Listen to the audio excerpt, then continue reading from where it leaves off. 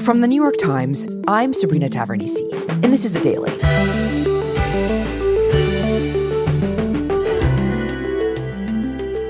Questions have swirled for weeks over what went wrong on an Alaska Airlines flight, where a piece of the plane blew out into the sky, terrifying passengers and renewing concerns about the plane's manufacturer, Boeing. Last week in Washington, we started to get some answers. Today, my colleague Sydney Ember explains.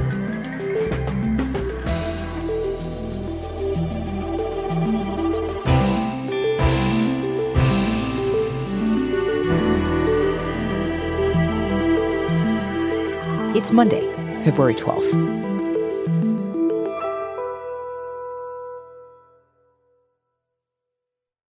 Sydney, welcome to the show. Hi. Hi. So, Sydney, last month, there was this terrifying incident on an Alaska Airlines flight. A door fell off the plane while it was in midair. And since then, there's been this kind of laundry list of unanswered questions about what went wrong. And ultimately, who was responsible for that? And so last week, we started to get some of our first clear answers. But let's start with the accident itself. Walk us through what happened. So Boeing has been under the microscope for about 5 years after two crashes in late 2018 and early 2019 killed nearly 350 people. And these planes, which are Boeing 737 MAX 8 planes. Important plane for Boeing and for airlines in the United States, right? Extremely important. This had become one of Boeing's best-selling planes. It was flying all around the world. And these crashes cost Boeing billions of dollars, and it vowed to make the MAX 8s much, much safer. But then this incident in January happens, this time with a MAX 9.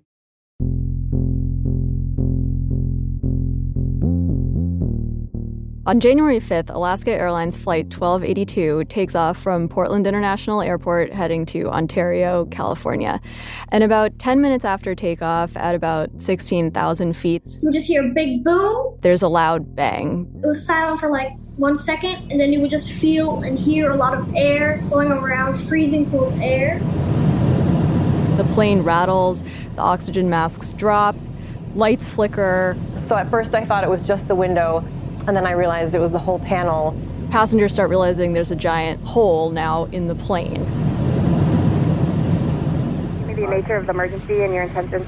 Seattle, Alaska, 1282, just authorized, we're declaring emergency, we need to descend down. God, that is terrifying. Yeah, this is a really, really scary moment for a lot of passengers. I think a lot of them are thinking the worst. And please stay in your seats with your seatbelt securely fastened until you are told to stand up. Thank you. The pilots eventually make an emergency landing back in Portland. And what had happened was a panel called a door plug. That panel had fallen off the plane, essentially. There are no serious injuries, but it could have been catastrophic if this had happened at cruising altitude, roughly 30,000 feet or higher up, especially if passengers hadn't been wearing their seatbelts or if people had been moving around, as they often are when planes get up to cruising altitude. Mm-hmm. So really kind of miraculous that no one was actually hurt. I mean, they were pretty close to getting into a zone where there could have been some pretty serious injuries. So what's the reaction to this? I mean, aside from the obvious terror of the passengers. Well, the question immediately is who is to blame? Is it Alaska Airlines? Is it Boeing? Is it Spirit Aerosystems, which built the body of the plane and then shipped it to Boeing's factory in Renton, Washington? Is it the FAA and federal regulators? No one really knows in the immediate aftermath. And as these questions are swirling, what happens almost immediately is the Federal Aviation Administration, the main regulator for airlines, grounds MAX 9 planes with this door plug. So it amounts to about 170 MAX 9 planes in this country. Got it. And that seems like a lot, right? Yeah, I mean, the two airlines in the United States that fly MAX 9s at this point are just Alaska and United Airlines. But these are, sizable portions of their fleet. Alaska has 65 MAX 9s. and United has 79, the most of any U.S. carrier at this point. So this snarls their schedules. Pilots and flight attendants can't get to their next destination. They can't get home because the planes that they were supposed to fly on have been grounded. So it's a sizable number of planes that are doing a lot of work, and this becomes a big problem for those airlines. And what do the airlines themselves say? I mean, specifically Alaska Airlines, perhaps. These are Boeing's customers, right? How do they respond to this? Well, airline CEOs come out pretty forcefully blaming Boeing. I'm more than frustrated and disappointed. The Alaska Airlines CEO, I am angry. He says, I am angry. My demand on Boeing is what are they going to do to improve their quality programs in-house? And then in addition, this echoes what a lot of CEOs say. They want to hold Boeing accountable. They're really frustrated with Boeing itself. And near the end of January, something else happens that puts some more pressure on the airlines, that ramps up the frustration even more. The FAA takes further action and orders Boeing to limit its planned increase in production of all of its 737 MAX planes. And help me understand what that means. So the federal government is saying you can't make this plane anymore, basically. The federal government is limiting how many planes Boeing can make, and this effectively limits how many planes they can produce a year so they can focus on safety. At the end of the year, they said they were making about 38 planes a month, and they had hoped to increase that to 42 planes a month this year and further increase that in 2025. But this really limits that for the foreseeable future and possibly for many months. I mean, the federal government is effectively saying, we don't trust you to make this plane properly. It basically says you cannot ramp up your production until you've proven to us that you've resolved your quality control issues. But even with these limits on production, the FAA still clears the previously grounded MAX 9s after inspections and after they're deemed safe to fly. Okay, but at this point, a lot of fingers are pointing at Boeing, but we still don't actually know the answer for who's responsible for this door blowout. Yeah, that's right. We still don't know who is at fault, but in early February, things get worse for Boeing. Boeing says that a supplier found 2 misdrilled holes on MAX planes. And this was going to cause them to have to rework about 50 planes and potentially delay delivery of those planes as well. Boeing sort of got ahead of this and announcing it, but it's still painting a picture of something is amiss with Boeing and their quality control. Which brings us to last week when all of this ends up in Washington. That's right. So on Tuesday morning, there's a House hearing with the FAA's administrator, Mike Whitaker, and he says they're going to increase their on-the-ground presence in monitoring Boeing's manufacturing, but he doesn't face the kind of grilling about Boeing that I think some thought or hoped he might.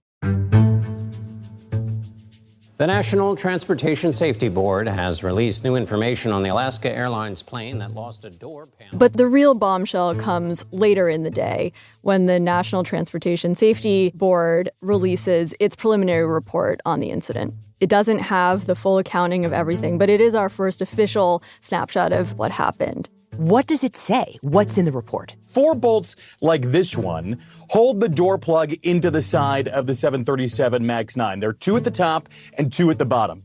This report says there are 2 pairs of bolts on the door plug that was supposed to help hold the plug in place on the plane's body. That's critical information as the NTSB tries to determine why that door plug blew out. It appears it simply wasn't at all connected properly to the fuselage itself. They weren't there. Wow. It says that the bolts were there when the plane arrived at Boeing's Renton facility in Washington, but that there had been an issue that was flagged. There were damaged rivets near the door plug, and in order to fix these rivets, the door plug had to be opened. And so it was opened at Boeing's facility, and somewhere in that process, it was put back together, and there were no bolts put back. That seems like a pretty bad oversight. Yeah, and the NTSB is pretty careful not to say who exactly did this. They don't say who opened the door plug or who removed the bolts. But what is clear is this happened at Boeing's facility in Renton, Washington, and that pins the blame on Boeing. Even Boeing itself would say this happened on our manufacturing floor. We should be held accountable. So all of this starts to give us the answer to what happened, but we still don't know how this happened, especially at Boeing, a company that's already been under scrutiny after the 2 crashes of its MAX planes. We'll be right back.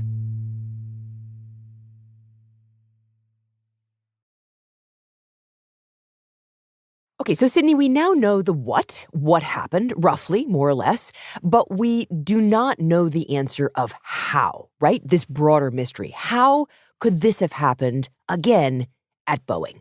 So help us unpack that.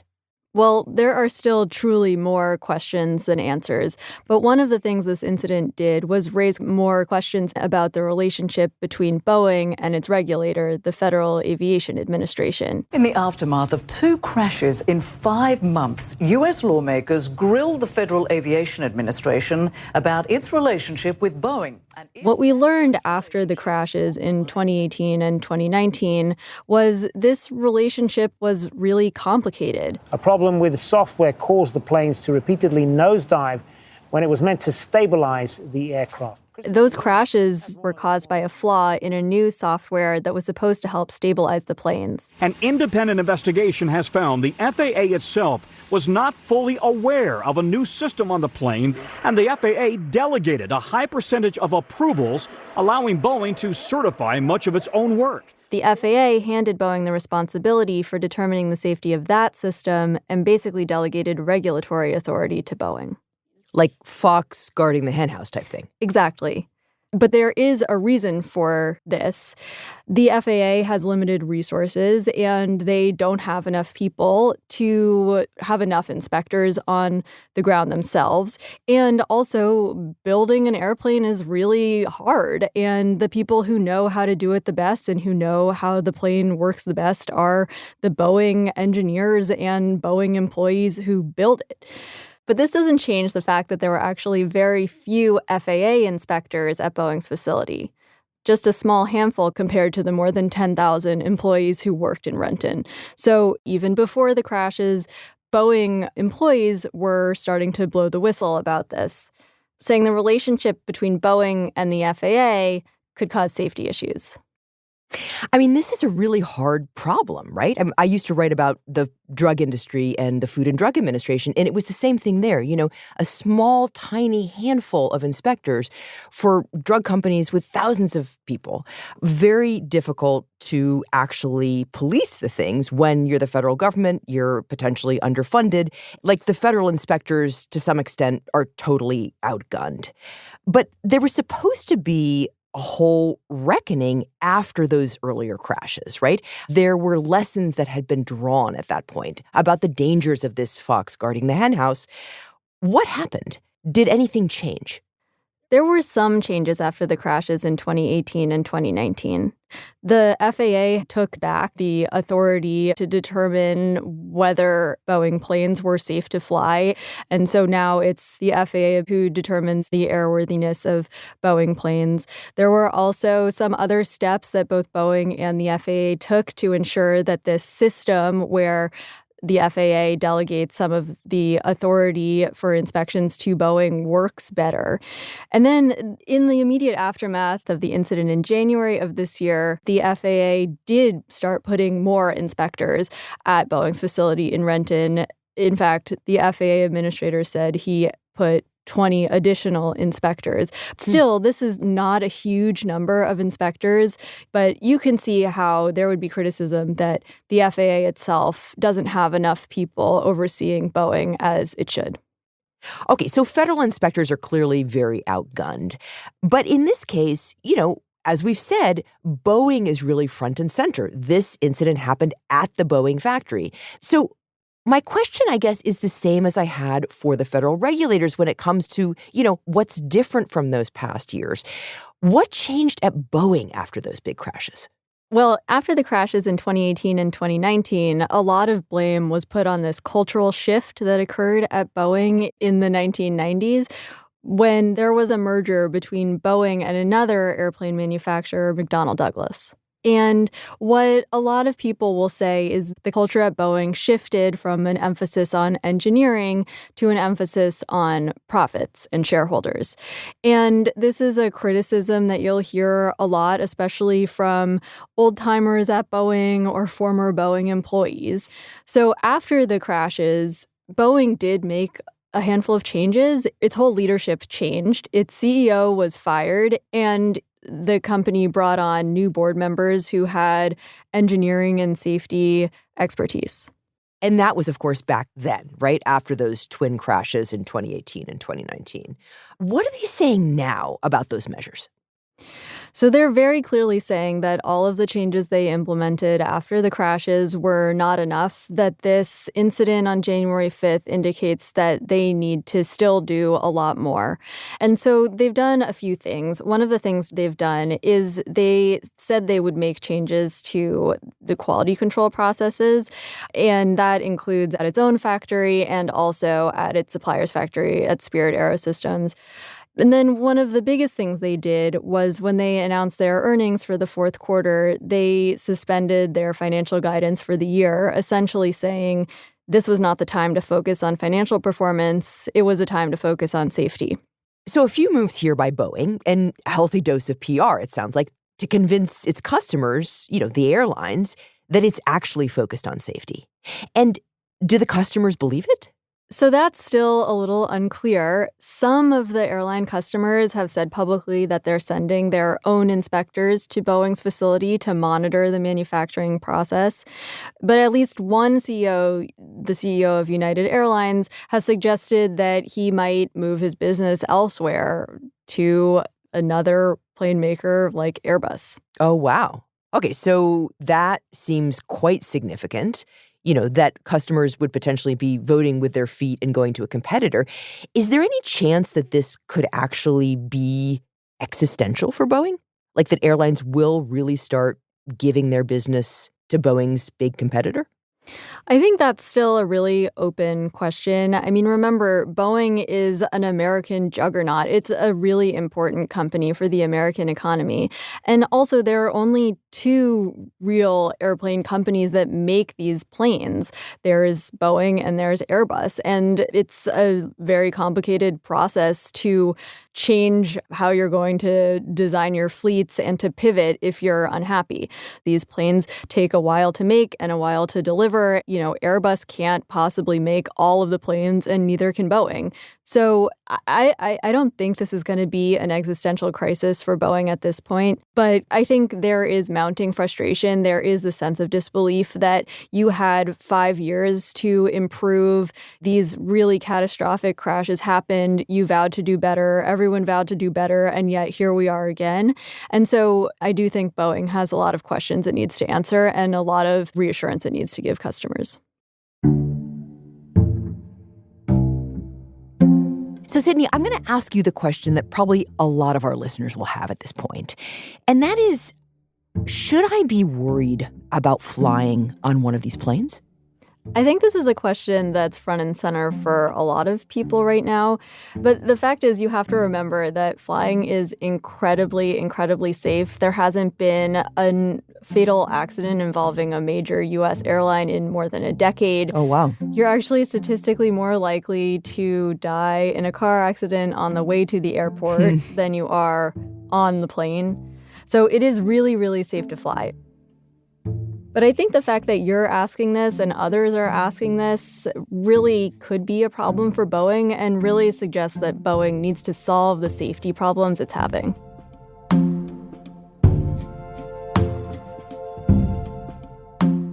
Sydney, thank you. Thank you, Sabrina.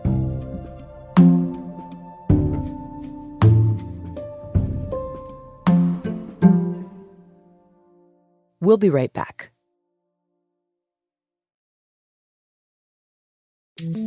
Here's what else you should know today. Over the weekend, Democrats went on the defensive to discredit what they said was a partisan hit on President Biden by special counsel Robert Hur. This is a report that went off the rails. It's shabby work product. Bob Bauer, the president's personal lawyer, said on CBS Face the Nation that the report was substandard. And so along with the legal conclusion comes this flood of characterizations, factual misstatements, pejorative comments about the president that are inconsistent with DOJ policy and norms. Her's report, issued last week, cleared Biden of wrongdoing in his handling of classified documents, but characterized him as elderly and forgetful. The report put a spotlight on what was already a primary concern for voters: Biden's age. In a New York Times Siena College poll this fall, more than 70% of battleground state voters agreed that Biden was too old to be an effective president. And I said, "You didn't pay? You're delinquent?" He said, "Yes, let's say that happened. No, I would not protect you. In fact, I would encourage them to do whatever the hell they want." At a rally in South Carolina, former President Donald Trump claimed that while he was in office, he told leaders of NATO countries that he would encourage Russia to, quote, do whatever the hell they want to countries that he deemed to be in arrears to the alliance. You gotta pay your bills. It was an extraordinary claim, suggesting that he was threatening to incite an enemy to attack American allies, and foreshadowed what could be far-reaching changes in the international order if he wins the White House. Today's episode was produced by Sydney Harper, Diana Wynn, Mary Wilson, and Claire Tennis-Sketter. It was edited by Lexi Diao and Michael Benoit, contains original music by Marian Lozano and Pat McCusker, and was engineered by Chris Wood. Our theme music is by Jim Brunberg and Ben Landsverk of Wonderly.